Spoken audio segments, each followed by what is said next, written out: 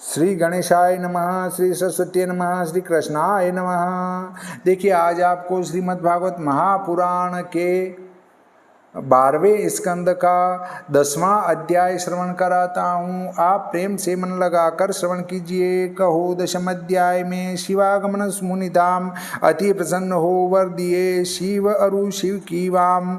सूत जी बोले कि मार्कंडेय जी नारायण से निर्मित योग माया के वैभव का ऐसा अद्भुत चरित्र देखकर भगवान की शरण में आए। मार्कंडेय जी बोले कि हे ईश्वर, शरणागतों के अभय दान देने वाले आपके चरणारविंद की मैं शरण आया हूँ। देखो, ज्ञान सा प्रकाशवान आपकी माया से बड़े बड़े पंडित ज्ञानी भी मोहित हो जाते हैं, क्योंकि अपने तप और पुरुषार्थ के घमंड में आपका भजन नहीं करते। वह मेरे समान माया रूप समुद्र में उछलते डूबते रहते हैं। सूत जी बोले कि एक दिन बेल पर चढ़े भवानी को संग लिए भगवान महादेव जी आकाश में गणों से वेष्टित पर्यटन करते फिरते थे कि पुष्पभद्रा नदी के निकट एकाग्र चित्त वाले मार्कंडेय मुनि को बैठा देखा। शैल नंदिनी भवानी मार्कंडेय जी को देखकर शिव जी से बोली कि हे भगवान, जैसे पवन न चली हो उस समय समुद्र का जल और जंतु आदि निश्चल रहते हैं, ऐसे ही इसके अंग इंद्रिय और मन निश्चल हो गए हैं। ऐसे इस विप्र को देखो और इसके तप का फल इसको दो, क्योंकि तुम सब सिद्धियों के दाता हो। श्री महादेव जी बोले कि हे पार्वती, अव्यय अविनाशी आदि पुरुष भगवान में प्रेम लक्षणा भक्ति होने से यह ब्रह्म ऋषि मोक्ष पर्यंत कामना को भी नहीं चाहता। तो भी हे भवानी, इस साधु पुरुष से कुछ सुख संवाद करेंगे, क्योंकि मनुष्यों में साधु पुरुषों का समागम होना परम लाभदायक है। सूत जी बोले कि हे ब्रह्मन, सर्व मुनि और साधुओं की गति जानने वाले, सर्व विद्याओं के और संपूर्ण जीवों के ईश्वर भगवान शिव जी पार्वती से यह बात कहकर मार्कंडेय जी के सन्निकट गए। अंतःकरण की प्रवृत्तियों के रोकने के कारण मार्कंडेय जी को अपने आत्मा और विश्व की ओर कुछ ध्यान नहीं था, इसलिए साक्षात ईश्वर और विश्वात्मा विश्वनाथ महादेव और पार्वती के शुभागमन को भी उन्होंने नहीं जाना। मार्कंडेय ऋषि को समाधि निष्ठ जानकर पवन जैसे छिद्रों में घुस जाता है, ऐसे ही कैलाशपति भगवान महादेव जी ने योग माया करके मुनि के हृदय आकाश में प्रवेश किया। 3 नेत्र 10 भुजा ऊंचा शरीर बिजली सदृश पीत जटाओं को धारण किए, प्रातः काल के सूर्य के समान शोभायमान तेजस्वी, व्याघ्र चर्म के वस्त्र पहने, त्रिशूल धनुष बाण खड्ग ढाल डमरू रुद्राक्ष कपाल माला और परशु हाथ में लिए शिव जी को अकस्मात ही हृदय में प्रकाशमान देख अत्यंत विस्मित होकर बोले, क्या आश्चर्य, यह कौन है, कहाँ से आए। इस विचार ही विचार से मुनि की समाधि निवृत्त हो गई। तब नेत्र खोलकर देखा तो पार्वती और गणों सहित शिव जी सम्मुख खड़े हैं। त्रिभुवन का प्रधान गुरु शिव जी को समझकर मार्कंडेय जी ने मस्तक नवाकर नमस्कार किया। भले आए महाराज, यह कह आसन दे, चरणामृत ले। अर्घ्य चंदन माला धूप दीपादि से गण और गिरिजा सहित शिव जी का पूजन किया। फिर कहा कि हे विभो, हे ईश, हे नाथ, आप तो अपने प्रभाव से ही पूर्ण काम और विश्व के आनंददाता हो। मैं आपका क्या पूजन करूं। आप निर्गुण शांत तत्व के अधिष्ठाता सबके परम सुखदाता और रजोगुण तमोगुण के धारण करने वाले होकर भी अघोर हो, मैं आपको बारंबार नमस्कार करता हूँ। सूत जी बोले कि इस प्रकार जब मुनि ने स्तुति की, तब संतुष्ट हृदय वाले महात्मा पुरुषों के शरण रूप आदिदेव विश्वनाथ प्रसन्न होकर हास्य पूर्वक मुनि से कहने लगे। श्री महादेव जी बोले कि हे मुने, तुम हमसे मनोवांछित वर मांगो, क्योंकि हम तीनों वर देने वाले के ईश्वर हैं। हमारा तीनों देवताओं का दर्शन अमोघ है। जो जिस कार्य के लिए बचता है उसका कार्य सफल होता है और मरण धर्माओं को मोक्षदायक हैं। जो ब्राह्मण, साधु, संत, शांत चित्त, राग रहित, सब प्राणियों पर दया रखने वाले, हमारे पूर्ण भक्त, वैर भाव रहित समदर्शी हैं, उनका लोकों सहित लोकपाल और देवता वंदन करते हैं, पूजते हैं और दिन रात सेवन करते हैं। सब इतना ही न समझना, किंतु जो सबके अधिष्ठाता विष्णु, ब्रह्मा और हम भी उनका सेवन करते हैं।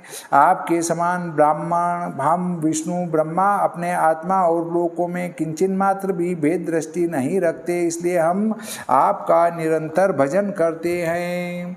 इसमें शंका होती है कि जब मार्कंडेय मुनि ने ब्रह्मा, विष्णु और महादेव से पूछा नहीं कि तुम तीनों देवताओं में कौन बड़ा कौन छोटा है, अथवा तुम तीनों एक से हो, फिर बिना पूछे शिव जी ने क्यों कहा कि हे मार्कंडेय, ब्रह्मा, विष्णु और मुझ में कुछ भेद नहीं, हम तीनों देव एक ही हैं।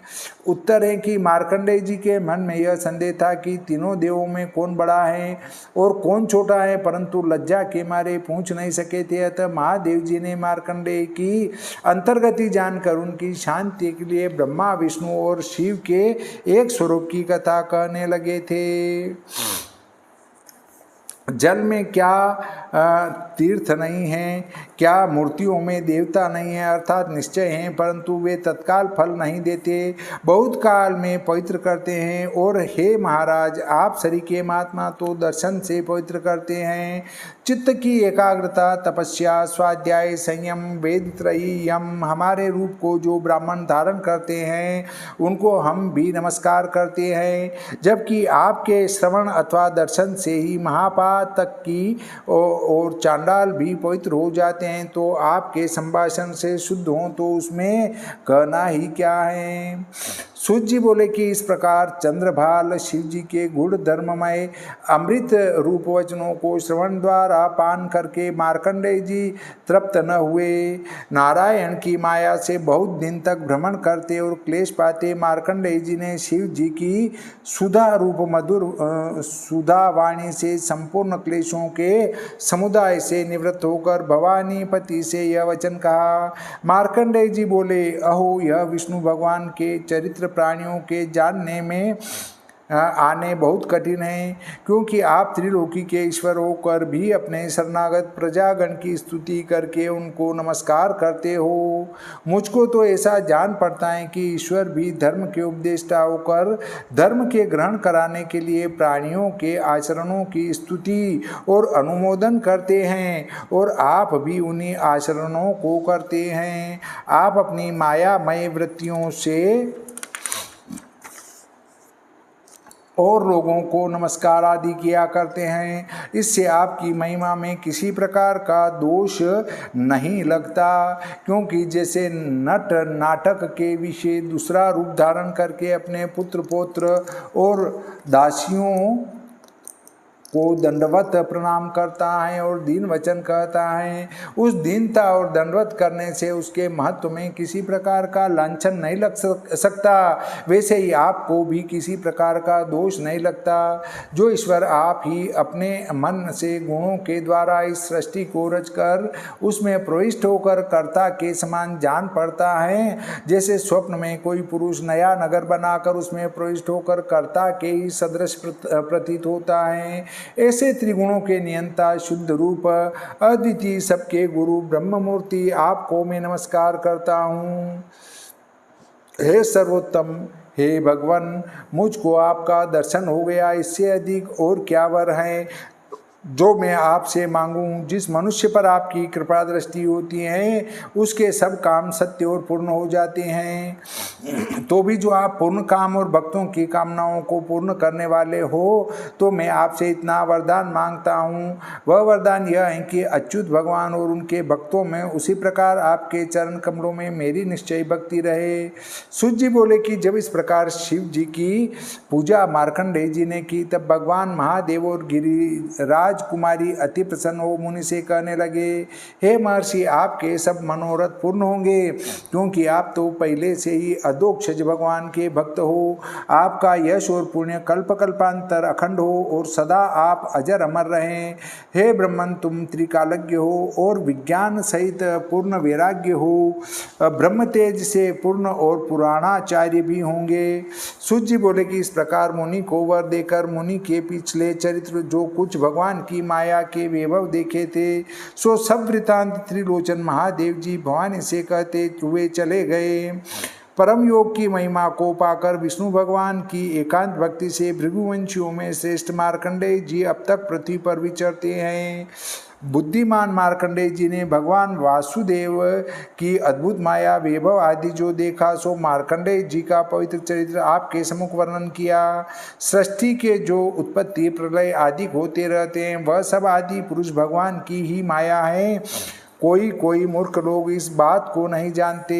मार्कंडेय जी ने जो यह माया का वैभव देखा सो केवल भगवद इच्छा से देखने में आया, कुछ प्राकृतिक व निमित्तिक कर्मों का यह प्रलय नहीं था और अज्ञानी लोग अब तक उसे अनादिकाल के समान सातवां निमित्तिक प्रलय ही समझ रहे हैं। इसी से मार्कंडेय जी की 7 कल्प की अवस्था संसार में विख्यात हैं, परंतु यह संपूर्ण भ्रांति हैं और जो माया के वेता हैं वे उस काल को निमेष मात्र कहते हैं।